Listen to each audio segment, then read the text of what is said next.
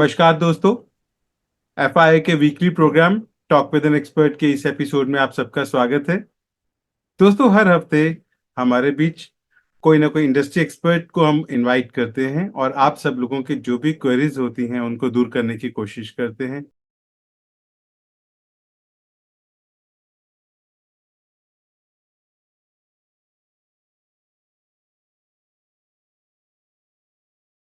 तो आज हमारे साथ जुड़ी हैं doctor रिमिका Kapoor ji.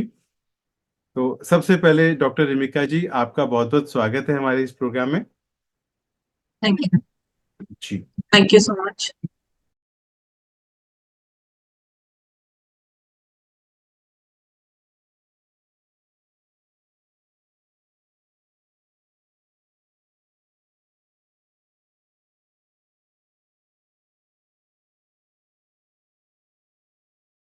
Dr.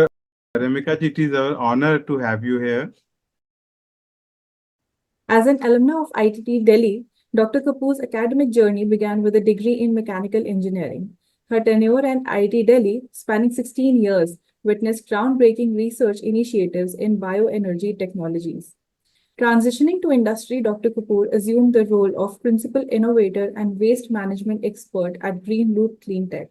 She leverages over 15 years of hands-on experience to spearhead active initiatives in sustainability consulting, ESG consulting, and carbon accounting. She is also the joint director of ESG committee at FII. I welcome you, Dr. Kapoor, to the show. Thank you so much, Dr. Zavia, and I would like to thank FII and Dr. Deepak Jain, Mr. Sanjay Arora for inviting me to this podcast. Thank you so much. Doctor Ramika ji, programme को शुरू करने से पहले first we request you to share your journey with our audience. आपकी academic और professional journey कैसी रही? Being a woman, आपको क्या क्या चैलेंजेस आए? सो अगर मैं अपनी एकेडमिक और प्रोफेशनल जर्नी की बात करूं तो जो मेरी जर्नी साइंस एंड टेक्नोलॉजी में शुरू हुई बिकॉज मेरा एक बहुत डीप इंटरेस्ट फिजिक्स में था। उसी की वजह से मैंने मैकेनिकल इंजीनियरिंग चूज करी out of all the attractive options of IT computer engineering. But मुझे मैकेनिकल इंजीनियरिंग में इंटरेस्ट था। फिर मैंने आगे अपनी मास्टर्स एनर्जी मैनेजमेंट में करी एंड देन पीएचडी एंड अपनी पोस्ट डॉक्टरल फेलोशिप भी आईआईटी दिल्ली से ही करी इन एनर्जी मैनेजमेंट। फिर मेरा पेटेंट भी मुझे एक ग्रांट हुआ on the research which I conducted at IIT Delhi. उसके बाद मैं टोरंटो मेट्रोपॉलिटन यूनिवर्सिटी कनाडा चली गई थी। वहाँ पे मैंने एक स्पेशलाइज्ड मास्टर्स कोर्स किया जहाँ पे I was granted Canadian dollars 5,000 का अवार्ड मिला मुझे for developing technology on developing organic sanitary pads. So फिर वहाँ पे मैंने कुछ टाइम जॉब करी and I return back to my home country जहाँ पे मैंने अपना एक स्टार्टअप शुरू किया, कंसल्टिंग सर्विस स्टार्ट करी in carbon accounting and ESG. And जो मेरी फाउंडर है, को फाउंडर है, वो यूएस में है एंड एक कंपनी हमारी यहाँ पे रजिस्टर्ड है दिल्ली में और एक कंपनी हमारी सेम ब्रांच हमारी यूएस में रजिस्टर्ड है। सो मैंने अभी तक टोटल मेरे पास अराउंड 25 years का एक्सपीरियंस है in waste management, sustainability and carbon footprint reduction, और मैंने इसके ऊपर बहुत सारे प्रोजेक्ट्स भी किए हैं। सो अगर मैं बात करूं कि एज अ फीमेल मुझे कोई चैलेंजेस फेस हुए हैं कि नहीं, सो मतलब सस्टेनेबिलिटी और ईएसजी जैसे डोमेन्स में अवेयरनेस और अडॉप्शंस अभी भी डेवलपिंग स्टेज पे हैं। So, especially in small and medium industries and small and medium enterprises. So, अगर एक women entrepreneur को initial funding या business credibility में establish करनी है तो थोड़ा सा challenging तो रहता ही है, क्योंकि sustainability की अगर हम बात करें तो इसमें सबसे बहुत ज़्यादा burden compliances का रहता है, लेकिन achievements भी बहुत सारे है इसमें। तो ग्रीन लूप जो मेरी कंपनी है बहुत इंडस्ट्रीज को हेल्प करती है, और ये हेल्प करती है इंडस्ट्रीज को कि सस्टेनेबिलिटी सॉल्यूशंस हम प्रोवाइड कर सके उनको। और क्योंकि जो मेरा रिसर्च बैकग्राउंड है इस जर्नी में एक स्ट्रॉन्ग फाउंडेशन प्रोवाइड करता है, जो और क्योंकि वो सर्टिफिकली बैक्ड है, और हम प्रैक्टिकली feasible solutions भी प्रोवाइड करते हैं to the industries and to the small scale enterprises. So ये हेल्प करता है इंडस्ट्रीज को कि वो उन ऑप्शंस को अडॉप्ट कर सके। जी, thank you doctor Rimika ji. So, Dr. Kapoor, you have done a PhD in mechanical engineering and an MBA. So, how does this combination help in ESG and carbon accounting? तो mechanical engineering ने मुझे sustainability और energy efficiency को एक scientific perspective देने के लिए ना हेल्प करी। बट जो क्योंकि मुझे ये पता था कि मुझे अपना जो रिसर्च का एक्सपीरियंस और जो मेरा बैकग्राउंड है इसको लॉन्ग टर्म में बिजनेस और कमर्शियल पर्सपेक्टिव में लेके जाना है। सो फॉर दैट एक एमबीए की एमबीए की डिग्री एज सच मैं नहीं बोलूंगी, बट एमबीए की नॉलेज कि how to run a business, how to manage all the different perspectives in managing a business, उसकी जरूरत को देखते हुए मैंने एमबीए को किया। एंड सिमिलरली मैंने जो मास्टर्स स्पेशलाइज्ड मास्टर्स भी करी कनाडा से, वो एंटरप्रेन्योरशिप फोकस थी। एंड देन उसमें हम मैंने सस्टेनेबिलिटी को क्लब करके ताकि हम बिजनेस के इजी सॉल्यूशंस प्रोवाइड कर सकें by integrating policy as well. So मेरा जो टेक्निकल और जो बिजनेस नॉलेज को जोड़ के कंबाइन करके इसी गैप को ब्रिज करने के लिए मैंने पीएचडी को आगे एमबीए के साथ जोड़ा। That sounds wonderful. Over to you, Mr. Raghavan. Ji, being woman entrepreneur, what was your biggest challenge in your journey? वैसे तो अब थैंकफुली अब हम उस एरा में हैं कि जहाँ पे women को काफी सपोर्ट और प्रमोट किया जाता है। जी, वो I think in 80s and may be early 90s में ऐसा होता था। बट थैंकफुली मुझे इतने चैलेंजेस का फेस नहीं करना पड़ा, neither in my personal life nor after my marriage. उल्टा मुझे प्रमोट एंड एनकरेजमेंट ही मिली from my parents, from my in-laws, from my husband, and then my son also. क्योंकि मुझे याद है जब मैं पीएचडी कर रही थी तब उस टाइम पे मैंने अपने बेटे को कंसीव किया था, and he helped me and he provided me the motivation to complete my PhD। तो अब मुझे लगता है कि अब क्योंकि इतनी अवेयरनेस है कि women are not only equal or at par with men, but they are much more capable in handling household work as well as professional life। तो इसलिए मुझे थैंकफुली इतना प्रॉब्लम्स की ऐसी कोई चैलेंजेस को फेस करना नहीं पड़ा, उल्टा मुझे सबने हेल्प भी किया in achieving my goals, professional goals। जो आपने कार्बन अकाउंटिंग और जो सस्टेनेबिलिटी एंड कार्बन अकाउंटिंग को लेकर जो आपने अपना सब्जेक्ट और अपना प्रोफेशन चूज किया, इसमें आपका सबसे बड़ा मोटिवेशन पॉइंट क्या था इस सब्जेक्ट को चूज करने में?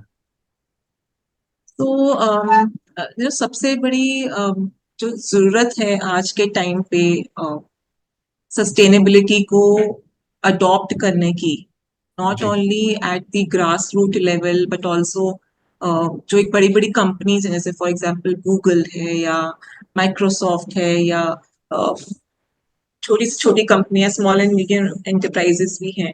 तो इनको भी एनवायरनमेंट को अपने ध्यान में रखकर सारे प्रोसेसेस को करना चाहिए, क्योंकि जिस तरीके से हम एनवायरनमेंट को प्रदूषित कर रहे हैं और वेस्ट प्रोड्यूस कर रहे हैं, वेस्ट सिर्फ एक वो वाला वेस्ट नहीं है कि जो हम देख रहे हैं, waste in the form of gases जो एनवायरनमेंट में जा रही हैं। सो वो अल्टीमेटली ग्लोबल वार्मिंग प्रोड्यूस कर रही हैं, जो जिसकी वजह से आजकल जो हम देख रहे हैं क्लाइमेट चेंज के कितने सारे इफेक्ट्स हम फील कर रहे हैं अपने आसपास, जैसे कि नवंबर में इतना हम पोल्यूशन को फेस करते हैं एंड हाई टेम्परेचर्स। अभी अप्रैल भी स्टार्ट नहीं हुआ है, still there is such a high temperatures in the afternoon. So ये क्यों है? बिकॉज हमने जो पहले इंडस्ट्रीज ने पहले अडॉप्ट नहीं करी sustainable practices, and they used to just throw the waste on the outside. But अब थोड़ी सी अवेयरनेस हो रही है, एंड कंपनीज चाहे वो स्मॉल है या मीडियम है या लार्ज है, they know that they have to and they should adopt sustainability. They should increase the efficiency of the processes, keeping in mind the sustainability aspects, and सिर्फ compliances के लिए ही नहीं ESG को उनको अडॉप्ट करना चाहिए, बट लॉन्ग टर्म जो impact को वो रिड्यूस कर सकते हैं जो कंपनीज हैं, तो इसके वजह से आज के टाइम पे सस्टेनेबिलिटी एंड कार्बन अकाउंटिंग जो है वो बहुत ज्यादा जरूरत है। तो इसकी वजह से मैंने अपना जो करियर है, I decided to focus on this aspect and help industries and companies to adopt sustainable practices. Remika जी, एक मेरा पर्सनल क्वेश्चन है, out of subject but link किसी से है, जो मैं पूछना चाहूंगा। बीइंग अ वुमेन, आपको कोई चैलेंज नहीं आया?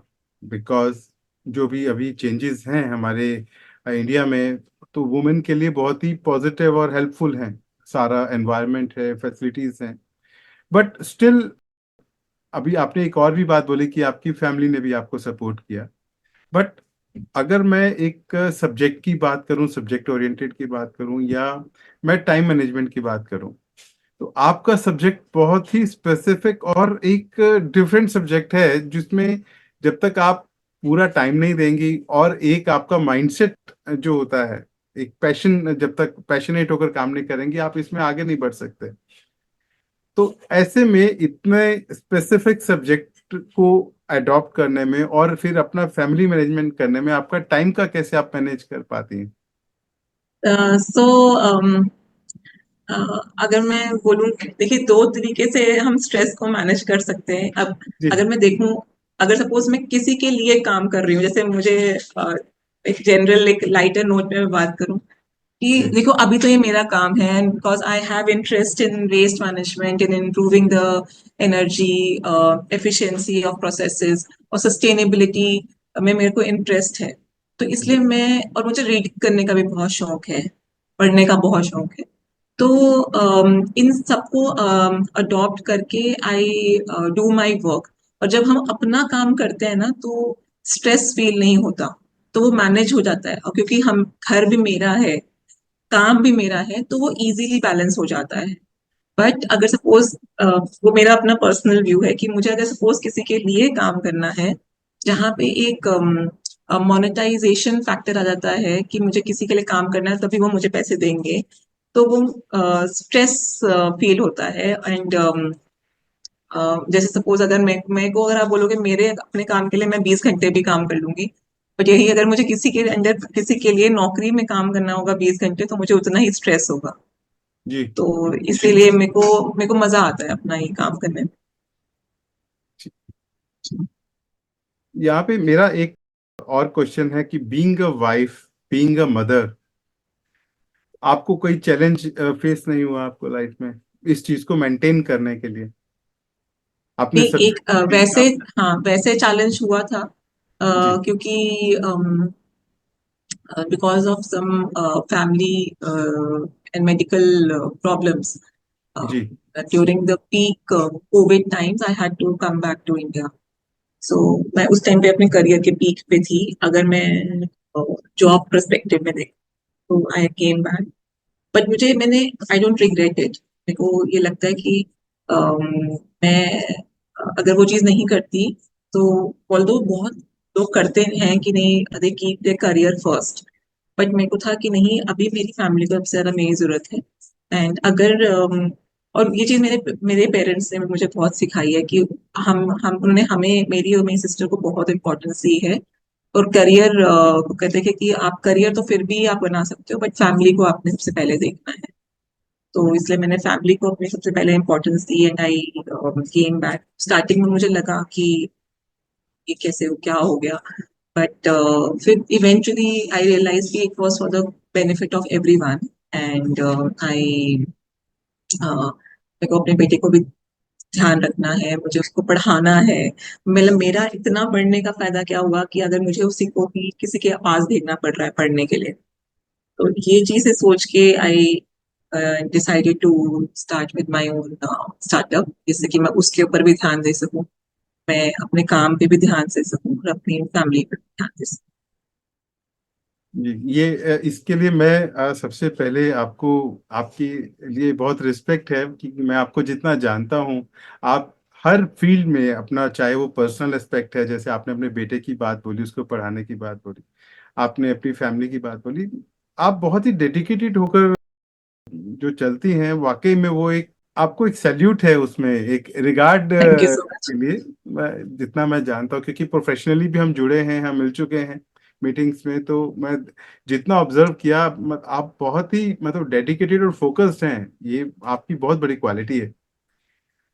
Thank you so much. Dr. Kapoor, you bring in almost 20 to 25 years of experience in the field of ESG. And you were recently joined at the team at FII as the joint director in the ESG committee. So, what vision do you bring forward um, in terms with this new position, and how do you plan to bring a change?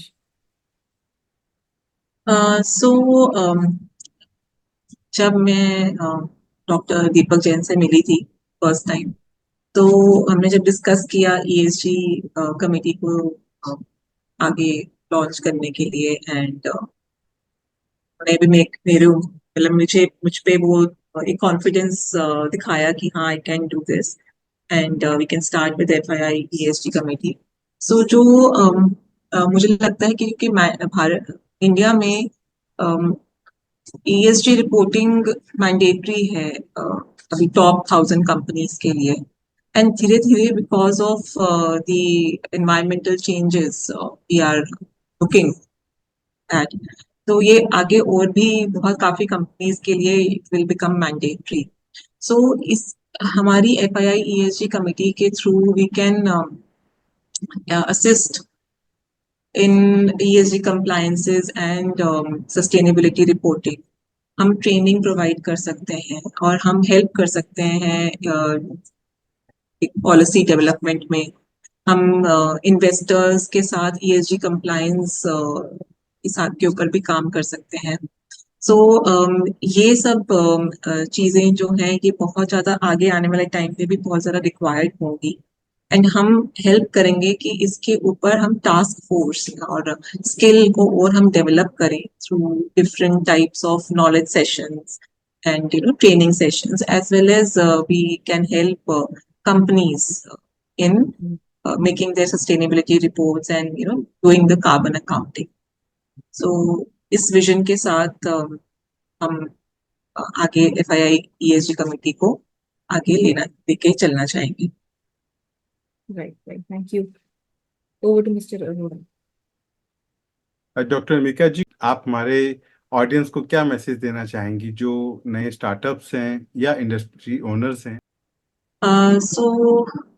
मैं तो यही बोलना चाहूंगी कि मैं तो sustainability में काम करती हूँ, तो मैं सस्टेनेबिलिटी से रिलेटेड ही बोलना चाहूंगी कि हर एक हर इंसान को, हर एक पर्सन को, हर काम, चाहे वो हम किचन में काम कर रहे हैं, चाहे हम एक इंडस्ट्री में काम कर रहे हैं, चाहे हम सॉफ्टवेयर बना रहे हैं, हर चीज में हम कोशिश अगर करेंगे कि हम कम से कम वेस्ट प्रोड्यूस करें। वैसे सपोज सिंपल सी ही चीज है कि हमें पता है, हमें सिखाया भी जाता है अपने घरों में, अपने स्कूल्स में, फ्रॉम आवर चाइल्डहुड कि whenever you leave the room you just switch off the light. तो अब वाई डू वी, हम ये तो बोल देते हैं कि हम ये करना है, बट क्यों करना है कि हाँ हम इलेक्ट्रिसिटी का बिल सेव करें, बट बिल सेव करना is not the need of the our.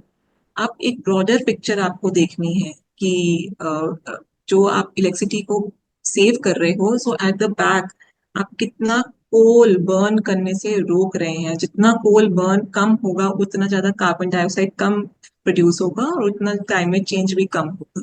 तो वो एक एक करके अगर हम इतनी सारी पॉपुलेशन जो है वो अपना एक एक स्टेप इंटीग्रेट करेंगे तो we can help in saving our Mother Earth, and we can do a lot in sustainability aspects. Thank you doctor Rimika ji. Thank you. और आज मैं अपने ऑडियंस से ही बात करना चाहूँगा कि आज का डॉक्टर रिमिका जी का जो सब्जेक्ट है ESG, ये बहुत ही एनलाइटनिंग रहा और मैं हमारे दर्शकों को इससे ज़रूर बेनिफिट हुआ होगा। तो सबसे पहले हम जो बात कर रहे थे, हमारे ये भारत के आज़ादी के 100 वर्ष के सीरीज में हम बात कर रहे हैं और सबसे बड़ा हमारा सब्जेक्ट रहा वुमेन एम्पावरमेंट का, जिसमें कई रिस्पेक्टेड वुमेन्स हमारे साथ आई, हमारे साथ जुड़ी एज ए इंडस्ट्री एक्सपर्ट, जिसमें आज डॉक्टर रिमिका जी भी एक हैं। और डॉक्टर रिमिका जी हमारे लिए बहुत रिस्पेक्टेबल पर्सनैलिटी हैं, हमारे लिए एक इंस्पिरेशन है। और जो ये industry as a industry expert अपनी सर्विसेज दे रही हैं, ESG इनका सब्जेक्ट है। तो ये सस्टेनेबिलिटी एक बहुत ही इम्पोर्टेंट पॉइंट है हमारी हर तरह की इंडस्ट्री के लिए, जिसमें हमें बहुत सारी चीज़ों की हमें ध्यान रखना पड़ता है, कुछ कॉम्प्लायंसेस पर हमें फोकस करना पड़ता है, उनको अडॉप्ट करना पड़ता है। तो आप जिनको भी कोई क्वेश्चन हो वो हमारे वेबसाइट पर आकर क्वेश्चन आप पूछ सकते हैं। हमारे इंडस्ट्री एक्सपर्ट डॉक्टर रिमिका जी आप सभी के क्वेश्चंस का आंसर थ्रू मेल देंगी। तो रिमिका जी, क्वेश्चंस तो बहुत हैं, लेकिन आपके साथ बात करते हुए समय का पता ही नहीं चला और सब्जेक्ट भी इतना इम्पोर्टेंट है कि इसमें जितनी बात करें उतनी कम है, लेकिन वो हम फिर किसी और एपिसोड में हम बात करेंगे। आज के लिए बस यही इजाजत चाहूंगा। आज के लिए बस इतना ही। नमस्कार। Thank you so much for joining us today. Tell us in the comment section how you liked today's episode. Leave us comments about your questions, thoughts, and feedback. Do catch us live next week on Thursday at 6 p.m. on YouTube and Facebook. For regular updates, stay connected with us and subscribe to our channels. See you next week.